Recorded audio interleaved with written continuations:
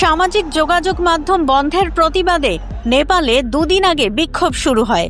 আর এই বিক্ষোভের চাপেই শেষ পর্যন্ত প্রধানমন্ত্রী কেপি শর্মা ওলি পদত্যাগ করেছেন।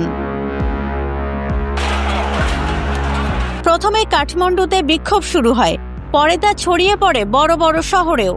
রাজধানী রণক্ষেত্রে পরিণত হলে মঙ্গলবার পার্লামেন্ট ভবন, রাজনীতিকদের বাসভবন ও দলীয় কার্যালয়ে আগুন ধরিয়ে দেয় বিক্ষোভকারীরা। পুলিশের গুলিতে শিক্ষার্থী সহ ১৯ জন নিহত হন।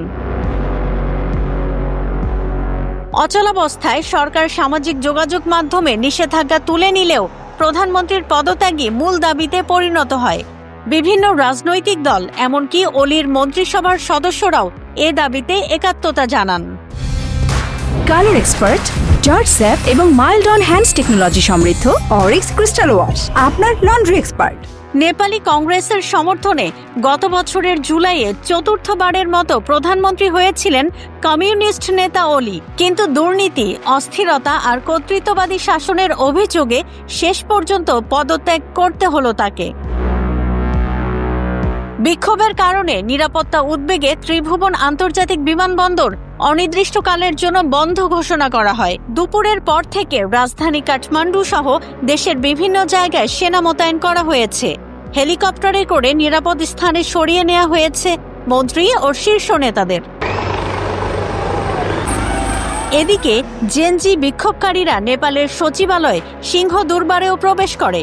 পরিস্থিতি নিয়ন্ত্রণে আনতে সেনাবাহিনী দায়িত্ব নেবে বলেও গুঞ্জন ছড়িয়ে পড়েছে।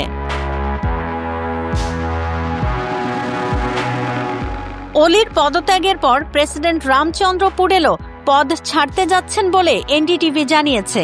নেপালের রাষ্ট্রপতি সরকার প্রধান আর প্রধানমন্ত্রী নির্বাহী প্রধান, ফলে প্রেসিডেন্ট পদত্যাগ করলে সরকারের পতন নিশ্চিত। তবে এরপর কে দায়িত্ব নেবেন তা অনিশ্চিত রয়ে গেছে।